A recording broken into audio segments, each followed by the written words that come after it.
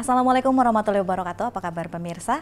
Senang sekali dapat berjumpa dengan Anda. Bersama saya Ergi Virgiati akan memandu pemirsa selama 1 jam ke depan dalam program dialog. Adapun tema yang diangkat dalam dialog kali ini ialah pacu SDM berkualitas melalui budaya literasi. Di studio kali ini telah hadir narasumber kita, yaitu dari Kepala Dinas Perpustakaan Kearsipan Tabalong, Bapak Herwandi. Apa kabar Bapak? Alhamdulillah baik. Alhamdulillah nih Bapak. Bapak, langsung saja nih kita berbicara salah satu program dari Dinas Perpustakaan dan Kearsipan. Perpustakaan berbasis inklusi sosial ya Pak ya, atau bisa disebut juga pustaka bisa ya Pak ya. Nah mungkin bisa sedikit dijelaskan oleh Bapak tentang pustaka bisa itu apa nih Pak, dan sejak kapan adanya pustaka bisa ini? Baik, terima kasih. Sebelum saya menjelaskan pustaka bisa itu apa, mungkin kita baiknya mengingatkan kembali persepsi masyarakat terhadap perpustakaan dulu. Nah, perpustakaan itu kan oleh masyarakat dianggap sebagian orang tuh hanya tempat membaca dan meminjam buku saja. Dan itu telah berpuluh-puluh tahun mindsetnya seperti itu. Nah, jadi ketika kita datang ke perpustakaan, kita melihat hanya situasinya seperti itu. Anak-anak atau para pemustaka datang ke tempat perpustakaan itu, baca buku, kemudian pulang bawa buku pinjam barangkali, dan bahkan ada yang datang baca buku di tempat, kemudian pulang. Nah, itu kegiatan seperti itu kan sepertinya telah lama berlangsung. Nah, maka muncullah ada satu program dari Perpustakaan Nasional Republik Indonesia atau Perpusnas, itu dengan memunculkan gerakan pustaka bisa. Jadi sebenarnya bukan pustaka bisa, tapi perpustakaan berbasis inklusi sosial. Nah, jadi perpustakaan berbasis inklusi sosial itu adalah miliknya Perpustakaan Nasional, dalam upaya menghilangkan mindset masyarakat tadi yang perpustakaan itu dikatakan sebagai tempat dan minjam buku saja. Nah, jadi itu akhirnya kita di daerah, khususnya di Kabupaten Tabalong, membuat satu inovasi untuk menyambut programnya Perpusnas yang perpustakaan berbasis inklusi sosial tadi dengan nama Pustaka Bisa. Jadi Pustaka Bisa itu kepanjangan dari perpustakaan berbasis inklusi sosial sebenarnya. Nah, jadi itu Bu, adanya Pustaka Bisa itu. Sejak kapan nih Pak diadakannya, atau ada Pustaka Bisa ini sudah berjalan berapa lama? Sebenarnya kalau Pustaka Bisa ini hanya ada di tahun 2020 sebenarnya. Nah, tetapi kalau program pemerintah untuk merubah mindset perpustakaan ini sebenarnya sudah ada di tahun 2011, yaitu dengan program Perpus Seru namanya, Perpustakaan Seru. Tetapi ini Perpus Seru ini bukan dari Perpusnas, tapi semacam lembaga sosial dari Coca-Cola Foundation pada saat itu. Nah, jadi program Perpus Seru. Nah, ini sama juga, jadi merubah mindset masyarakat terhadap perpustakaan juga agar tidak sebagai tempat membaca dan minjam buku saja. Nah, lalu setelah itu ada dari Perpusnas, lalu perpustakaan berbasis inklusi sosial. Nah, dari kegiatan itu baru kita lanjutkan lagi dengan program kita Pustaka Bisa itu di tahun 2020. 2020 berarti sudah berjalan sudah sekitar berjalan 2 tahun ya Pak di Kabupaten sudah 2 tahun. Nah, sementara itu Bapak, kegiatan-kegiatan dari Pustaka Bisa itu apa saja nih Pak? Jadi kegiatan-kegiatan di Pustaka Bisa itu memang seperti saya katakan tadi, bahwa Pustaka Bisa ini merubah mindset masyarakat tadi, bahwa di perpustakaan itu tidak lagi sebagai tempat dan meminjam buku saja, tetapi tempat melakukan berbagai kegiatan. Nah, jadi Pustaka Bisanya masuknya di situ. Jadi kita berharap kepada para pemustaka, jadi ketika dia datang ke perpustakaan itu, jadi dia tidak membaca buku tanpa ada sesuatu. Misalnya baca buku setelah itu pulang. Nah, yang kita harapkan dari perpustakaan bisa, mereka ketika membaca buku itu ada implementasi yang akan diwujudkan untuk dirinya. Nah, salah satu contoh misalnya, kita datang ke sana membaca buku tentang bertanak lele misalnya. Nah, jadi ketika kita membaca, lalu ada inspirasi dari situ. Oh, ternyata bertanak lele ini seperti ini. Harus ada ini. Misalnya harus ada ini, sampai dengan oh ternyata ini bisa membuat kita mengembangkan usaha ini untuk menambah pendapatan dari keluarga. Nah, jadi perpustakaan bisa itu menginginkan seperti itu. Jadi ada implementasi dari buku yang dibaca. Jadi tidak sampai dibaca di buku udah nggak ada. Udah. Jadi harus ada implementasi. Jadi itu yang diinginkan pemerintah perpustakaan desa itu. Jadi perpustakaan berbasis inklusi sosial. Nah, apakah ada kaitannya dalam upaya pemerintah dalam meningkatkan budaya literasi di masyarakat sehingga menjadi SDM yang berkualitas? Ya, terus tentu pasti ada. Jadi pertama kegiatan perpustakaan desa ini yang pertama kita menginginkan masyarakat itu cinta literasi sebenarnya. Jadi pada saat perpustakaan itu mengemban tugas dari pemerintah itu tentang pentingnya literasi itu, maka di sanalah kami masuk. Nah, memang kita akui literasi ini penghambatnya banyak sebenarnya. Pertama gadget. Nah, gadget ini kan faktor yang menghambat anak-anak kita untuk berkunjung ke perpustakaan sebenarnya. Mereka kan lebih banyak menggunakan gadget itu untuk, ya mudah-mudahan dalam artian mereka masih menggunakan dalam tahap yang positif. Jadi meskipun tidak datang ke perpustakaan, mereka bisa menggali informasi dari berbagai sumber melalui gadget itu. Nah, makanya jadi kegiatan Pustaka Bisa ini sebenarnya adalah kegiatan yang kita lakukan itu dalam upaya melakukan berbagai kegiatan itu semacam seminar. Nah, misalnya dari seminar kemudian sosialisasi, workshop, kemudian ada publikasi dan kerjasama stakeholder perpustakaan. Nah, jadi contoh beberapa kegiatan yang sudah kami laksanakan itu antara lain kita sudah melaksanakan kegiatan beberapa pelatihan. Jadi salah satu menulis cerpen misalnya. Kemudian ada juga kegiatan budaya literasi, gerakan Tabalong literasi. Nah, kemudian ada juga menulis cerita. Jadi itu sudah banyak sebenarnya kegiatan-kegiatan yang sudah kita lakukan. Jadi kegiatan-kegiatan pelatihan yang narasumbernya kami ambil dari orang-orang yang berkompeten di bidang itu. Nah, salah satu ini yang kemarin itu adalah penulisan cerita rakyat. Nah, itu juga, nah alhamdulillah itu dari cerita rakyat, dari 20 peserta itu sudah terkumpul sebenarnya 20 cerita rakyat yang ada di Kabupaten Tabalong. Cuma kami masih belum berani mempublikasikan, jadi kami melakukan edit dulu. Nah, siapa tahu nanti cerita itu sudah ditayangkan oleh orang lain, atau memang cerita ini sudah ada yang punya. Nah, jadi cerita-cerita ini masih kami dalam tahapan edit. Jadi kalau nanti sebenarnya cerita ini sudah benar-benar sudah clear dari permasalahan, nanti akan kami bukukan. Nah, ini salah satu bukti perpustakaan bisa tadi, Pak.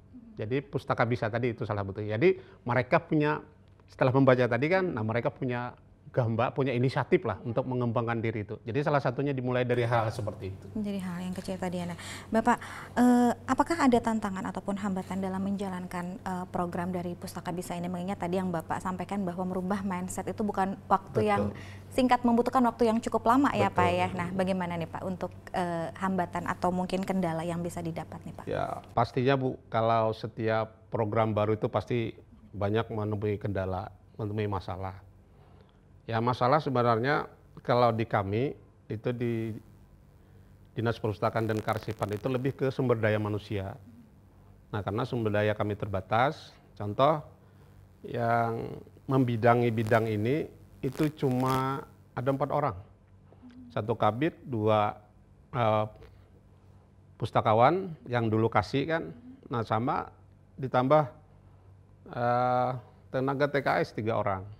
Ada 5. Nah, jadi sumber daya ini sebenarnya sangat terbatas dengan kondisi Kabupaten Tabalong yang sangat luas ini dengan banyaknya perpustakaan desa kan. Tapi ya itulah kita, jadi kami tidak menjadikan alasan itu sebagai penghambat kami dalam melakukan pekerjaan. Jadi dengan meskipun kami tidak bisa misalnya jalan, kami akan berangkat, kalau bisa jalan kami paling tidak jalan, tapi sasaran dan keinginan yang kami inginkan itu tercapai. Nah, jadi kami lebih ke SDM-nya aja. Kalau kami. SDM dan juga mungkin tantangannya adalah meskipun memiliki SDM yang tidak memadai tapi mampu menjalankan program dengan baik ya Pak seperti ya. Itu. Ya, Bapak berbicara tentang tantangan tadi nih Bapak, upaya untuk meningkatkan pelayanan dari program tersebut ke depannya seperti apa nih Pak? Selain dari permasalahan SDM, apakah mungkin menambah lagi SDM-nya kah? Atau mungkin melakukan program yang lebih intens lagi nih Pak? Bagaimana Pak? Sebenarnya kalau menambah kita tidak mungkin kan, karena kita tahu sendiri bahwa ada aturan yang tidak membolehkan kita harus menambah tenaga lagi, dan untuk memindah dari orang lain pun tidak ada, karena kan harus sesuai dengan ketentuan. Jadi mereka harus sarjana perpustakaan, expose kan. Jadi dan sementara kan di SKPD lain nggak ada kan. Nah jadi kami lebih tetap mempertahankan ini, kemudian kami melakukan kolaborasi sebenarnya. Jadi lebih banyak ke kolaborasi, baik itu terhadap bidang, antar bidang maupun antar instansi selama ini. Jadi program-program kami ini sebenarnya sudah disambut baik dari pemerintah, itu melalui Bapeda. Jadi Bapeda itu mensupport kegiatan Pustaka Bisa ini di tahun 2022 tadi, itu dengan bantuan dari yang dari Adaru itu, CSR Adaru. Jadi ada 5 perpustakaan desa yang dibantu untuk mengembangkan perpustakaan berbasis interaksi sosial atau Pustaka Bisa ini. Iya, baik. Terima kasih Bapak. Baik pemirsa, kita jeda sebentar. Setelah ini kita akan lanjutkan obrolan mengenai layanan dan koleksi buku dari Dispersip Tabalong. Tetap di program Dialog.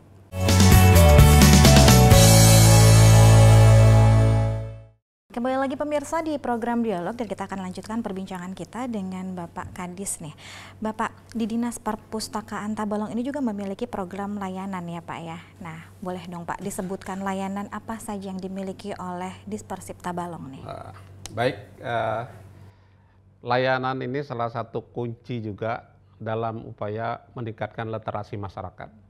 Karena dari layanan ini kita akan bisa menjemput keinginan-keinginan masyarakat terhadap kegemaran membaca ini. Nah, kami punya beberapa layanan khususnya di Dinas Perpustakaan ini. Yang pertama adalah layanan sirkulasi. Nah, layanan sirkulasi itu adalah layanan yang peminjaman dan pembelian buku yang seperti saya ceritakan di awal. Nah, ini yang tetap tidak kita hilangkan, dan ini memang juga masih yang banyak juga seperti itu, tapi kegiatan ini memang sedikit sudah berubah. Jadi di atas itu nanti kalau mbak-mbak atau mas-masnya mau ke sana di jam-jam tertentu ada kegiatan mahasiswa yang melakukan kegiatan, jadi mereka sudah melakukan diskusi dan lain sebagainya lah, menjalankan tugas dan lain sebagainya, tidak seperti dulu lah. Jadi sekali-kali berkunjung ke sana nanti akan ada perubahan lah dengan yang kita lihat dulu. Nah itu yang pertama. Kemudian yang kedua layanan referensi. Nah jadi referensi ini lebih kepada penyediaan koleksinya. Jadi koleksi referensi buku konvensionalnya kan dalam buku. Nah jadi di samping buku konvensional itu perlu ada masih, kenapa? Karena memang ada sebagian masyarakat yang terutama para pemustaka itu lebih nyaman dengan membaca buku dengan bukunya sendiri daripada gadget. Ya, betul. Jadi masih ada yang menganggap itu seperti tidak indah katanya. Kalau membaca buku itu melalui gadget. Jadi lebih senang tetap pakai buku konvensional. Nah itu layanan referensi. Nah kemudian yang ketiga itu layanan storytelling. Nah sebelum saya kesini tadi itu kami sempat diminta berfoto oleh guru-guru dan anak-anak yang kebetulan hari ini berkunjung ke perpustakaan. Nah ini layanan storytelling ini itu adalah layanan yang kami khususkan, layanan untuk bercerita kepada anak PAUD dan TK.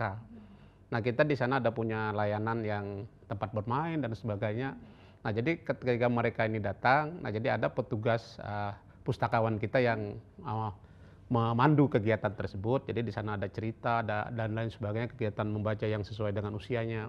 Nah jadi kegiatan ini berlangsung terus menerus. Jadi akhir-akhir ini kami malah sering kewalahan. Jadi banyak sudah sekolah TK dan SD itu yang kunjungan ke tempat kita. Nah termasuk hari ini nanti insya Allah juga ada di tayangan Instagram dan FB kami nanti, biasanya kan kami upload juga. Nah kemudian yang berikut, yang keempat adalah layanan silang layan. Nah jadi silang layan ini itu semacam peminjaman buku secara sirkulasi kepada semua perpustakaan desa yang ada di Kabupaten Tabalong, sebagian sekolah, sebagian kantor. Nah jadi nanti buku itu misalnya kami berikan peminjaman sebanyak misalnya 100 judul dengan 300 eksemplar misalnya. Nah jadi kita taruh di perpustakaan desa, kita taruh di kantor, kita taruh di sekolah. nanti secara dalam waktu tertentu nanti kita putar di sirkulasi. Jadi yang bergantian A, ya, Pak, ya, pindah secara... ke B, ke sini. Jadi sehingga mereka semua buku itu terupdate terus. Jadi tidak harus itu terus, tidak. Jadi kita update, jadi sirkulasi namanya. Nah itu namanya peminjaman silang layan, dan ini sudah lama kita lakukan. Sama upayanya juga sama untuk meningkatkan minat baca masyarakat. Jadi paling tidak minat masyarakat yang ada di desa, kemudian masyarakat yang berkunjung ke kantor atau yang layanan, misalnya menanti layanan dari kita pemerintah. Nah jadi mereka paling tidak menyempatkan lah untuk memegang-megang buku lah istilahnya itu. Nah jadi itu ada layanan silang layan. Nah kemudian kita juga dibantu oleh Diskominfo itu tentang layanan internet gratis juga. Nah karena adanya internet gratis itu juga membuat para pemustaka itu baik dari kalangan siswa dan mahasiswa itu lebih banyak sekarang memanfaatkan kegiatan perkuliahan mereka, itu lebih banyak melaksanakan kegiatan di tempat kita. Nah kemudian juga kita sering melihat juga mobil kami layanan perpustakaan keliling. Nah kita punya 4 armada sebenarnya. Jadi 4 armada itu 2 armada yang baru kita dapat di tahun 2021 dari Perpustakaan Nasional, sama dengan pinjam pakai dari Dispersif Provinsi Kalimantan Selatan yang bis itu. Nah ini yang mobil armada 4 ini yang kami lakukan kegiatan setiap hari. Jadi dari 4 ini, dari utara, tengah, dan selatan itu kita secara bergantian itu kita lakukan program ini. Jadi sama untuk meningkatkan minat baca masyarakat mulai sekolah ini. Jadi kalau yang perpustakaan ini lebih ke sekolah. Jadi baik itu sekolah SD, SMP maupun SMA. Jadi kita datang di sana dan alhamdulillah antusias sekali. Setiap mobil armada kita datang, itu semua teman-teman, adik-adik sekalian itu biasanya menempatkan kegiatan itu. Dan tidak hanya seperti kita tidak menginginkan hanya sekedar istilahnya seremonial lah, tidak. Jadi kami tetap melakukan ini secara terus-menerus. Jadi terus-menerus. Nah ini menariknya teman-teman kami tetap bekerja meskipun dengan kondisi apapun.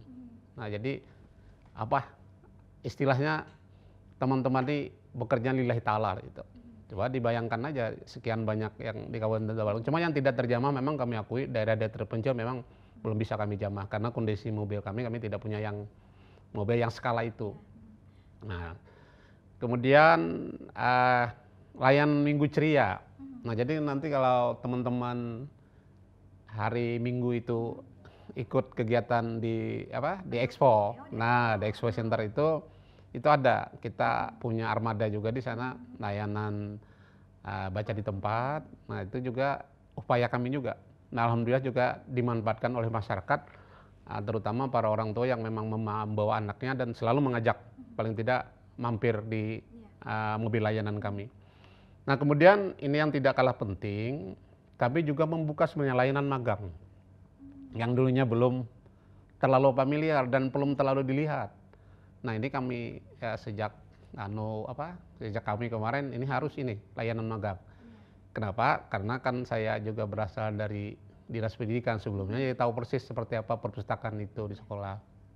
Nah, magang ini bertujuan agar tata pengelolaan buku itu teratur yang kita inginkan. Jadi di situ kan ada inlist buku, kemudian ada barcode, kemudian ada menempatkan pemisahan dari yang buku kelasnya A, B, C yang sejarah ini dan sebagainya. Nah jadi tidak acak menatakannya. Nah jadi alhamdulillah sekarang dengan dibukanya program magang ini banyak dari sekolah dasar itu sudah memagangkan petugas perpustakaan ke tempat kami. Nah itu kalau dari sekolah itu paling 2 hari udah selesai. Untuk proses magang itu 2 hari sudah bisa, sudah pokoknya cepat karena kita langsung praktek. Nah ini kalau dari proses buku baru. Nah buku baru ini ketika buku baru ini sudah datang, yang harus dilakukan yang pertama apa? Kemudian sampai ditaruh di tempat rak buku. Nah prosesnya jalan seperti itu. Nah, jadi terus jalan seperti itu. Jadi sehingga mereka paham, oh ternyata buku yang baru datang itu bukan langsung ditaruh. Nah kebanyakan kan tidak tahu tak ada buku taruh, Nah, jadi itu. Jadi proses magang ini alhamdulillah sudah mulai diminati. Nah mungkin dalam kesempatan ini juga bisa disampaikan aja nanti pada program dialog ini, Mbak, nanti pada petugas perpustakaan yang memang masih belum terlalu memenuhi, silakan aja magang di Akan perpustakaan. datang ya, Selama Pak? ini gratis. Oh, gratis ya, Pak? Iya, tidak Karena ada memang apa-apa. memang menjadi elemen yang sangat penting ya, Pak, untuk Betul. pelestarian dari bukunya Betul sendiri, sekali. memudahkan para pustakawan untuk membacanya. Betul. Ya, Bapak ya. Iya. Ini cukup penting ya, Pak Cukup ya. penting ini. Untuk update informasi mungkin Bapak, apakah nanti sering diupdate di sosial media seperti Iya. Facebook atau Instagram? Kita lebih ke biasanya di Facebook biasanya. Tapi memang ya namanya kan tidak semua orang juga bisa baca.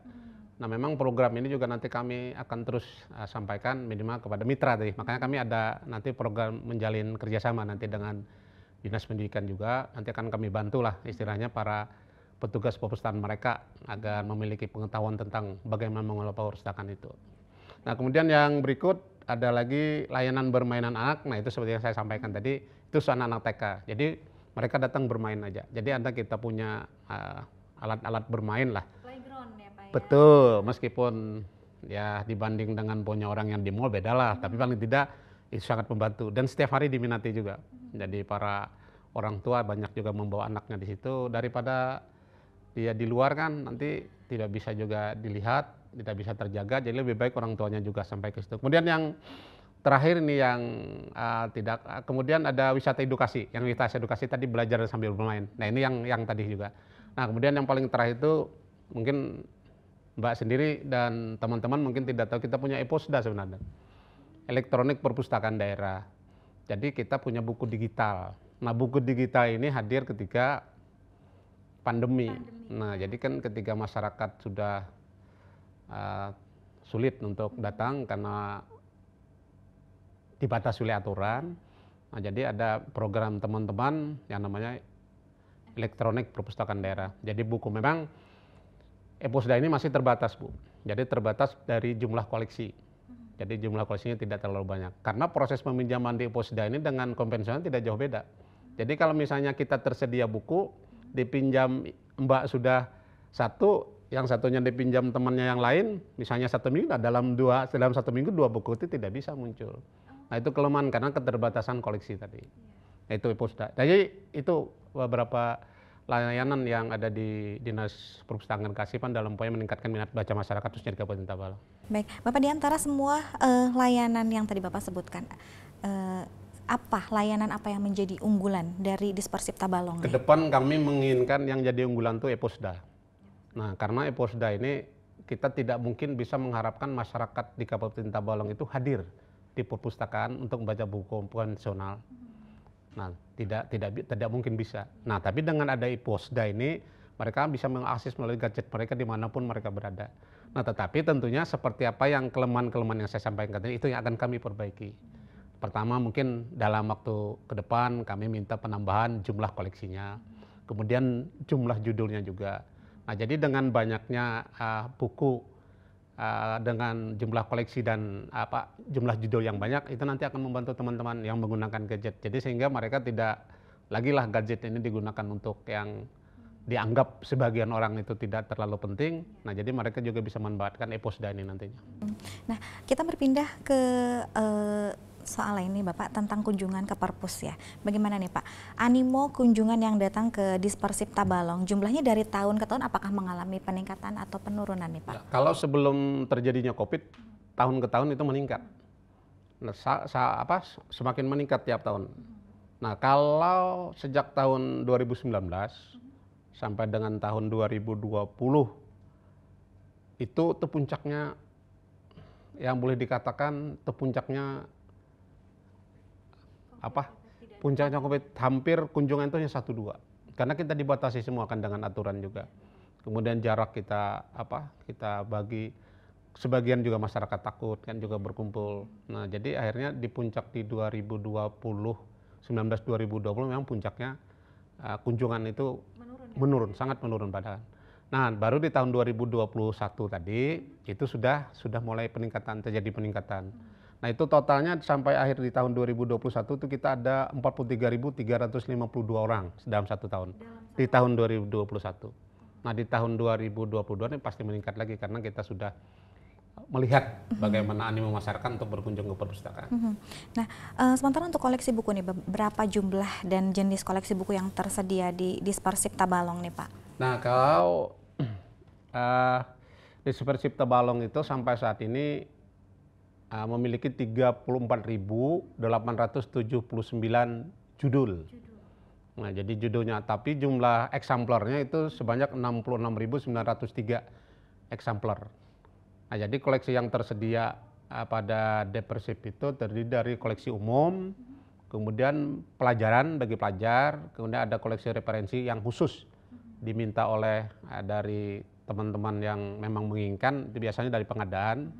Nah, kemudian ada juga yang koleksi anak, peksi, dan kurang lebih 60% pengunjung minjam koleksi itu sebagai bahan bacaan.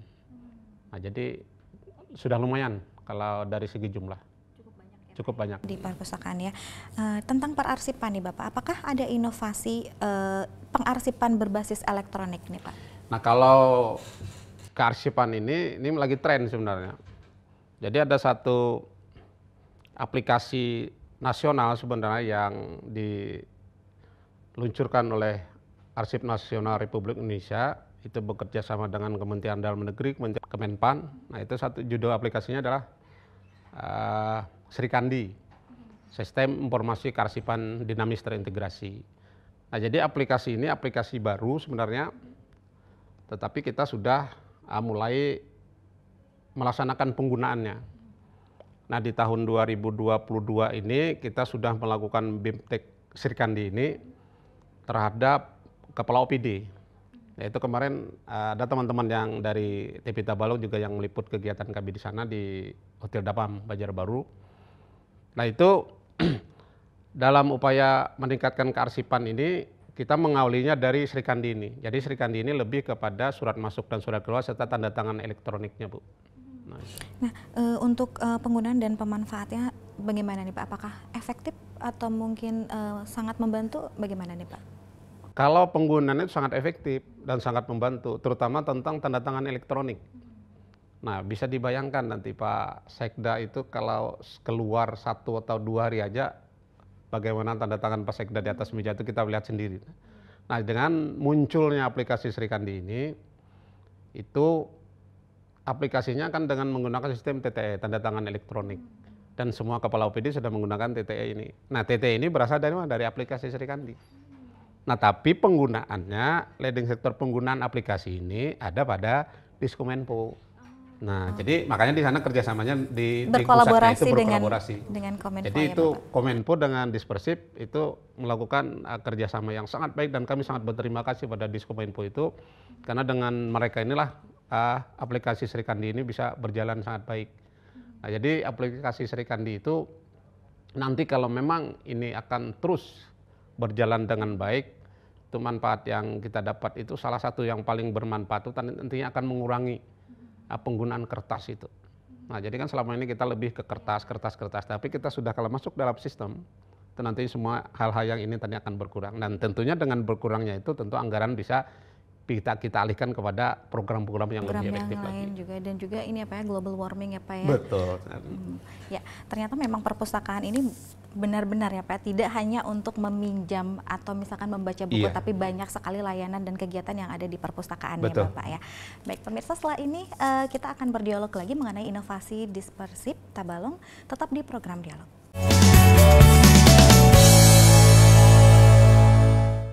Terima kasih pemirsa, Anda masih setia bersama kami. Kita akan lanjutkan lagi perbincangan kita nih. Bapak nih, adakah layanan atau inovasi yang terbaru dari Dispersip Tabalong nih? Baik, mungkin perlu juga kami sampaikan di hadapan pemirsa TV Tabalong, khususnya warga Kabupaten Tabalong dan sekitarnya, bahwa setelah kami meluncurkan Pustaka Bisa kemarin, yang dampak dari perpustakaan berbasis inklusi sosial itu sudah kita dapat rasakan. Jadi ada satu program inovasi yang telah kami buat sebenarnya, yaitu kami beri nama dengan Simpus Bisa, Sistem Informasi Manajemen Perpustakaan Berbasis Inklusi Sosial. Nah, jadi aplikasinya sudah selesai kami buat. Dan kami juga sudah melakukan uji coba aplikasi ini terhadap beberapa teman-teman dari perpustakaan desa yang kami undang kemarin. Dan ini insya Allah nanti akan kami luncurkan di tahun 2023. Karena aplikasi ini sangat membantu dalam upaya laporan perkembangan perpustakaan di wilayah Kabupaten Tabalong. Jadi selama ini kan kita tidak terpantau. Nah, jadi melalui aplikasi itu kita bisa memantau semua perpustakaan yang ada di Kabupaten Tabalong, baik dari segi izin maupun dari kegiatan-kegiatan mereka di lapangan. Nah, karena Simpus Bisa ini juga nanti akan lebih cepat kita melakukan pengumpulan data, khususnya data EPLM benarnya. Jadi data indeks layanan EPLM itu yang literasi masyarakat. Jadi indeks pembangunan literasi masyarakat yang ada di Kabupaten Tabalong itu selama ini kan kita masih menggunakan semacam survei lah. Nah, jadi survei biasa. Jadi kan kita lambat, membutuhkan waktu yang lama. Nah, jadi Simpus Bisa itu nanti ada beberapa kegiatan yang selama ini kami lakukan itu bisa dijadikan satu dalam sistem yang akan kami luncurkan di tahun 2023 ini. Nah, itu yang untuk perpustakaan. Selain itu Bapak, ada lagi kah penambahan inovasi dari Dispersip Tabalong terkait dengan peningkatan budaya literasi di masyarakat sehingga menjadi SDM yang berkualitas sesuai dengan tema Hari Jadi Tabalong ke-57 ini nih Pak? Di samping tadi kami tetap memperkuat layanan.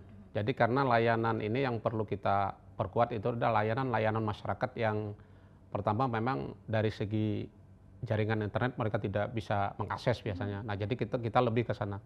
Jadi kita perbanyak jadwal yang biasanya mungkin dulu kami hanya bisa 1 kali seminggu atau 2 kali seminggu, mungkin itu yang akan kami prioritaskan.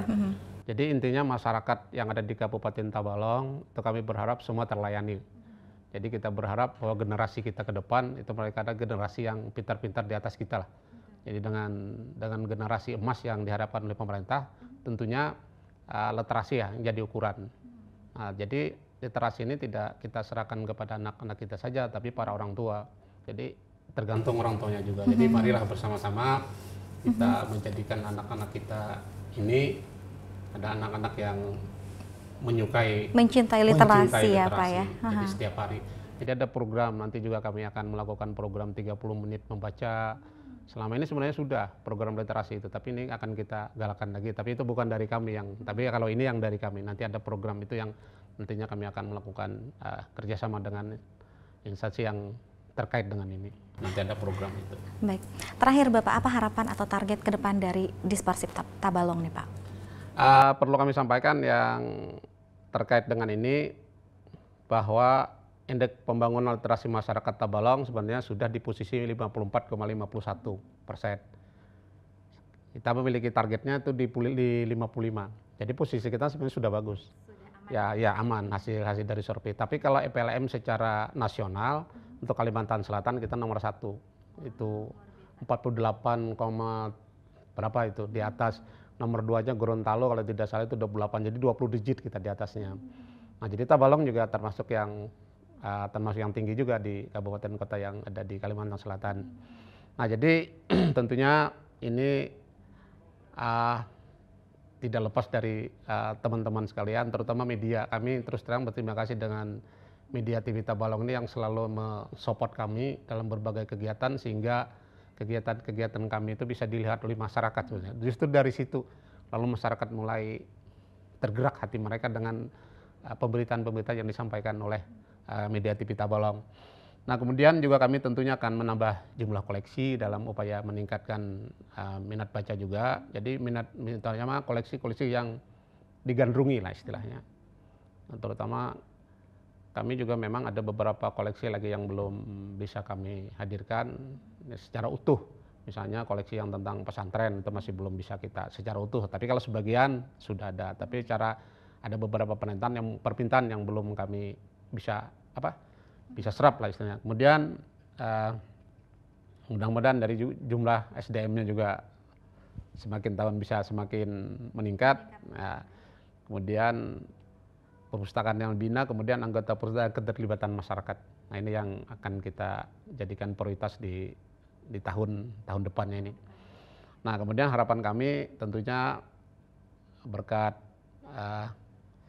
Dispersip Tabalong ini, kami khususnya Dispersip dapat berkontribusi lah terhadap peningkatan sumber daya manusia yang berkualitas melalui pemanfaatan perpustakaan sebagai tempat belajar dan berkegiatan tadi, serta kesadaran masyarakat akan pentingnya minat baca itu. Nah, yang terakhir mungkin juga kami menghimbau pada khususnya kepada kita yang OPD di Kabupaten Tabalong itu ke depan kita bisa melakukan tata kelola arsip yang baik sesuai dengan kaidah-kaidah yang berlaku.